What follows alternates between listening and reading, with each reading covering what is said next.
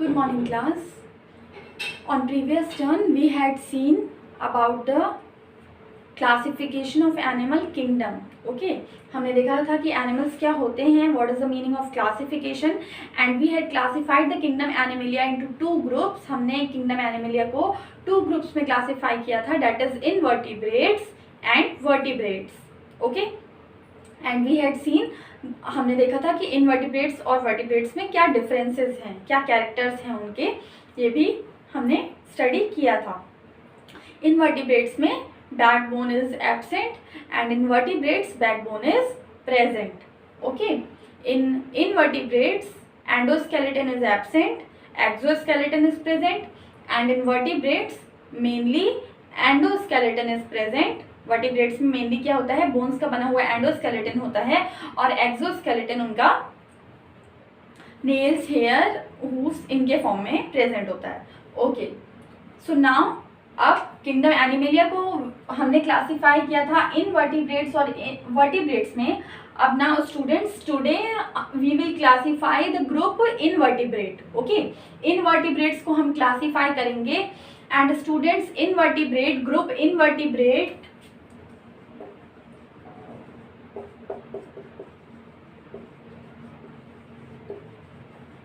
Group invertebrate में वो animals आते हैं जिनमें बैकबोन एब्सेंट होती है. ओके, नाउ इस ग्रुप इनवर्टिब्रेट को 8 स्मॉल ग्रुप्स में डिवाइड किया गया है. Okay, this group invertebrate is divided into 8 small groups and these 8 small groups are called, इन 8 स्मॉल ग्रुप्स को हम बोलते हैं, these groups are called phylum. Okay, so phylum 1, phylum 2, phylum 3, 4, 5, 6, 7 and 8. Okay, so 8 phylums are there. What are there? In group invertebrate 8 phylums are there, means group invertebrate को 8 phylums में divide किया गया है. और ये 8 phylums क्या हैं? ये small groups हैं invertebrates के. Okay, so today we are going to study first phylum. Okay, first phylum हम पढ़ने जा रहे हैं एंड दैट इज पॉरीफेरा. इस फर्स्ट फाइलम का नेम क्या है?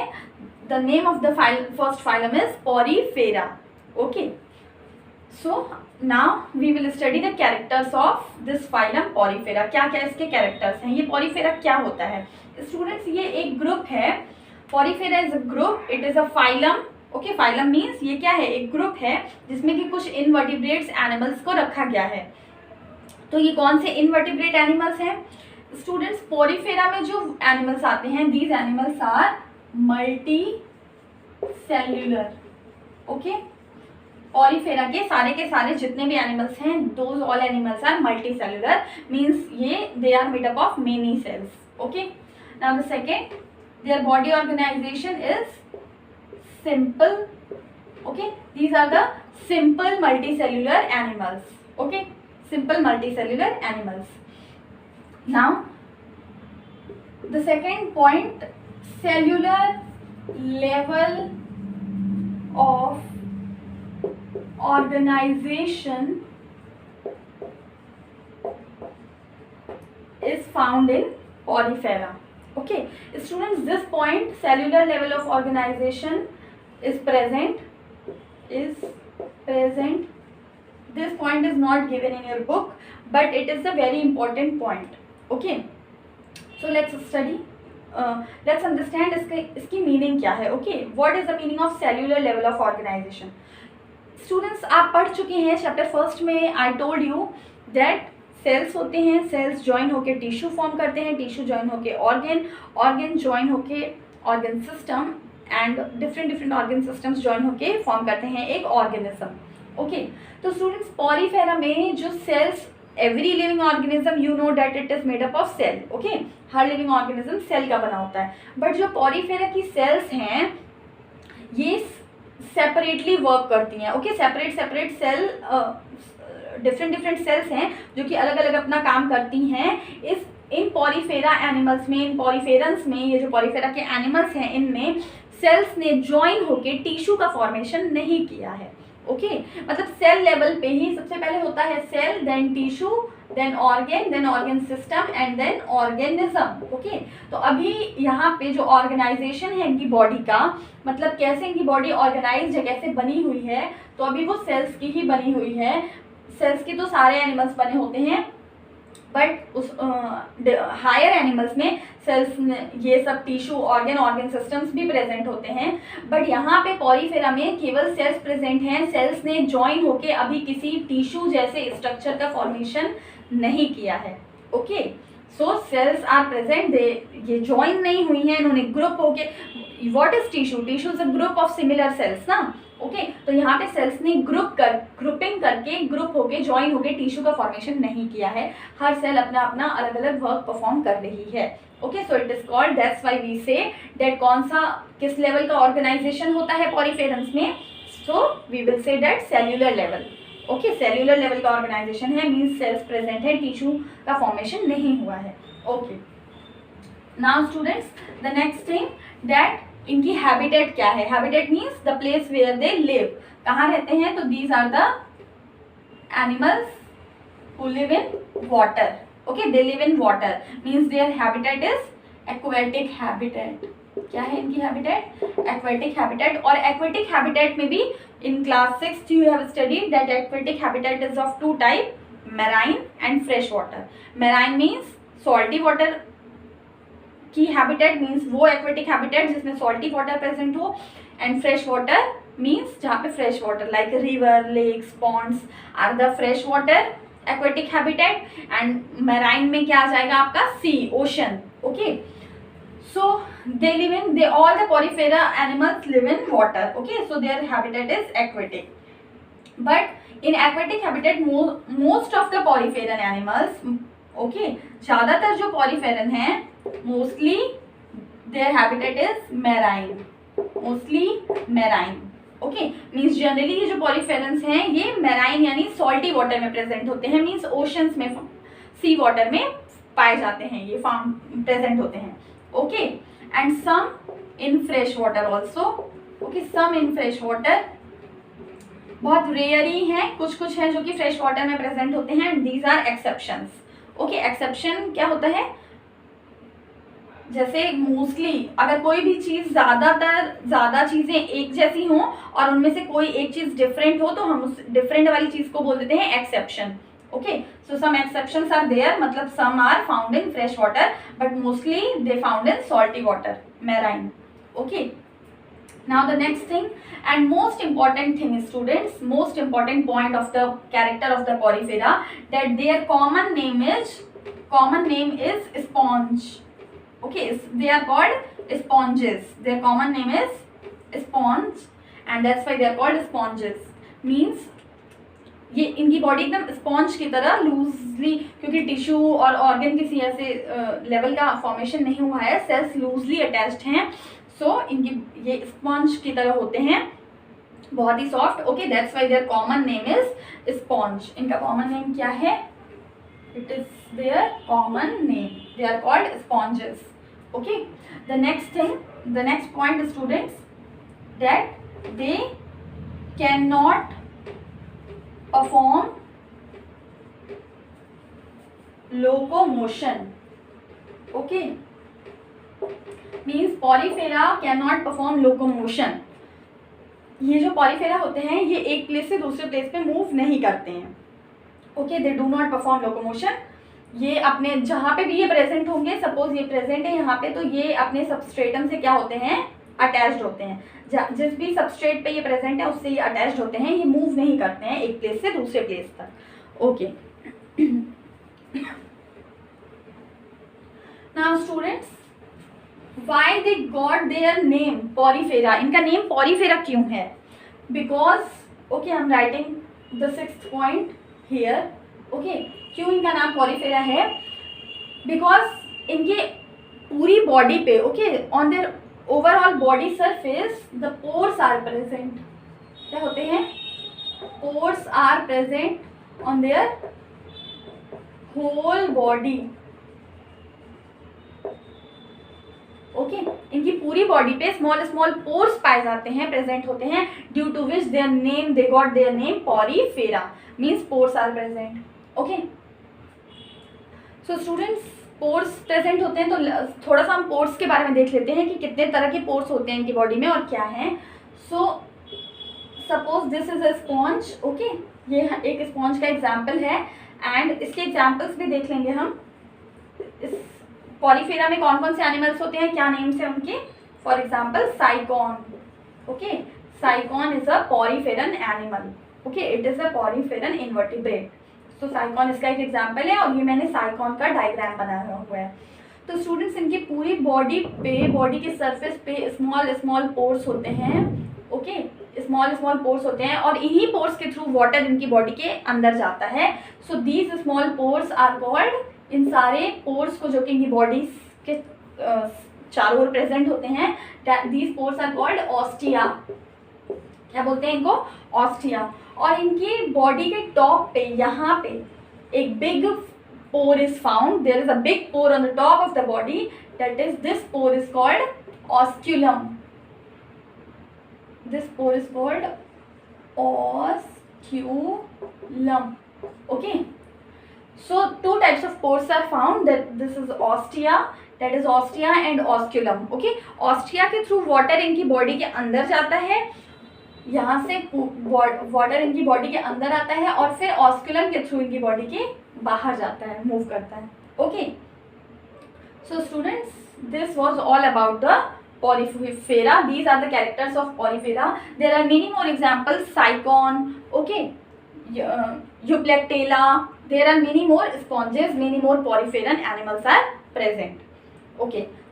So let's revise, they are the multicellular, simple multicellular animals। इनकी बॉडी ऑर्गेनाइजेशन बहुत सिंपल होती है। कैसे सिंपल होती है, that is only cellular level of organisation is found, केवल सेल्यूलर लेवल ऑफ ऑर्गेनाइजेशन ही प्रेजेंट है, टिश्यू ऑर्गन का फॉर्मेशन नहीं हुआ है। देयर हैबिटेट इज एक्वेटिक, ये वाटर में प्रेजेंट होते हैं। किस वाटर में, मोस्टली सी वाटर में, कुछ ही हैं, कुछ एक्सेप्शंस हैं जो कि फ्रेश वाटर में प्रेजेंट होते हैं। इनका कॉमन नेम स्पॉन्ज है, स्पॉन्जेस इनको हम बोलते हैं। So Sycon is a sponge, okay. ये एक प्लेस से दूसरे प्लेस तक मूव नहीं कर पाते हैं। ये एनिमल्स जहाँ पे भी प्रेजेंट होते हैं अपने बेस से अटैच्ड होते हैं।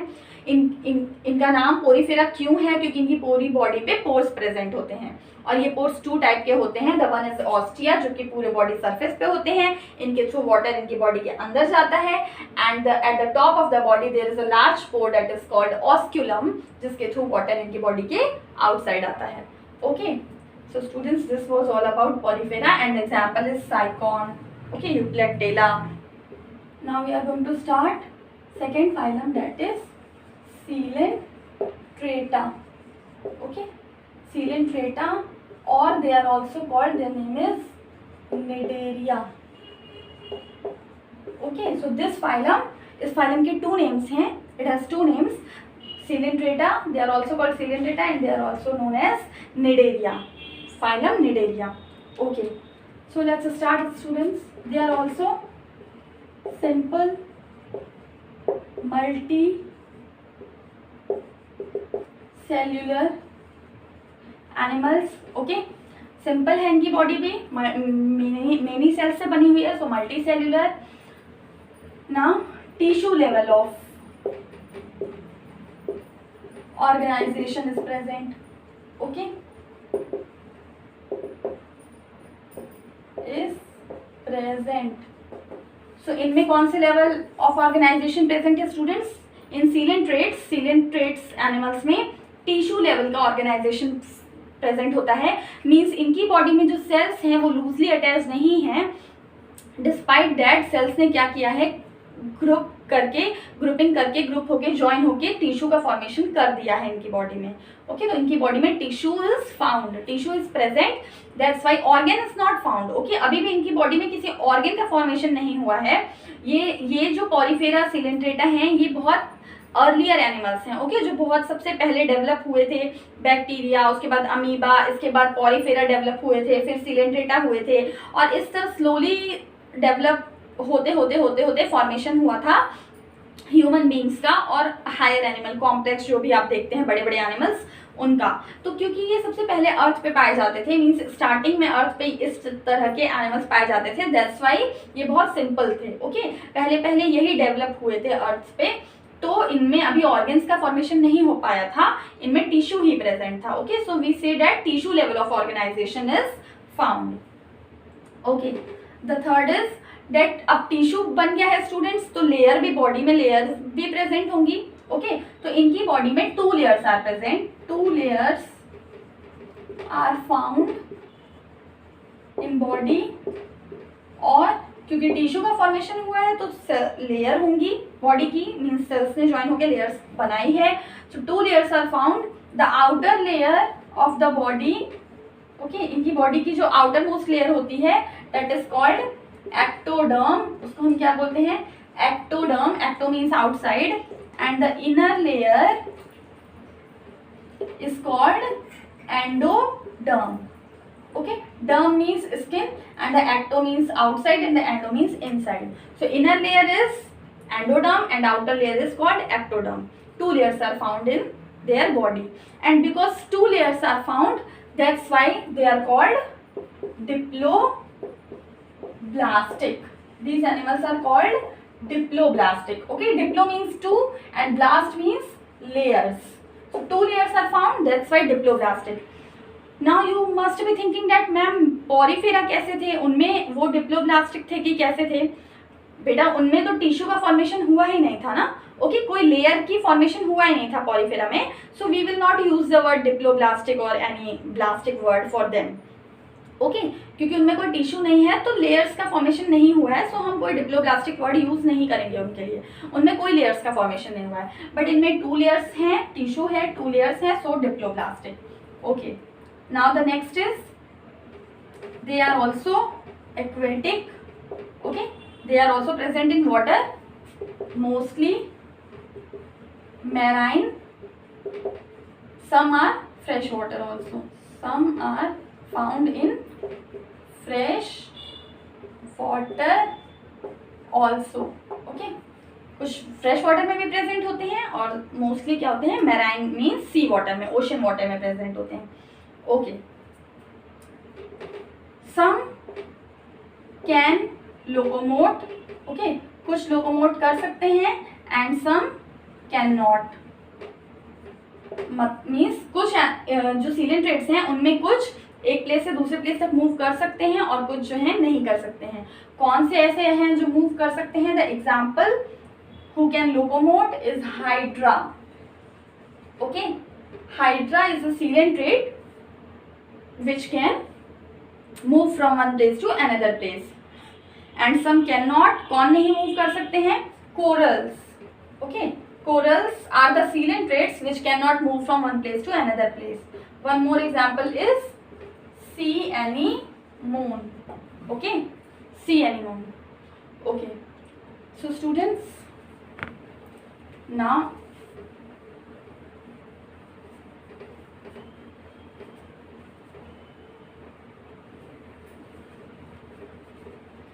अब ये हाइड्रा और सी anemone, how they look. Okay, ये दिखते कैसे हैं? हाइड्रा स्टूडेंट्स जनरली इसकी बॉडी इस तरह की सिलिंड्रिकल बॉडी होती है।